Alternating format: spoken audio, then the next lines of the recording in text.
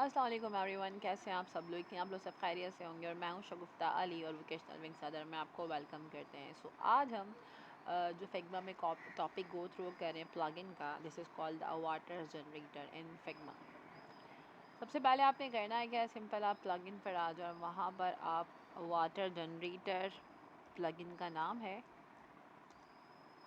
उस प्लगइन को आप रन करा लें। सो मैंने यहाँ पर सर्च कर लिया, ठीक है, एंड दैन मैं इसके ज़रिए इस प्लगइन को रन करा दूँगी और इस मेथड के ज़रिए आप बहुत सारे वाटर्स ईज़िली जनरेट कर सकते हैं। कोई भी पिक्चर यहाँ पर इंसर्ट करें और उसका ही वाटर क्रिएट करना चाहें तो आप बहुत आसानी से कर सकते हैं। सो मैं यहाँ पर एक पिक्चर जो है वो जनरेट कर लेती हूँ। Now you can see easily.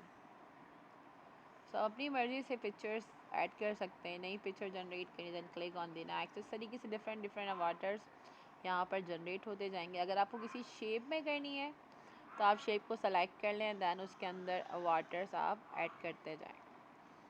तो they are the very easiest method if you want to create different different waters. अब इंसर्ट नेक्स्ट करते जाएं।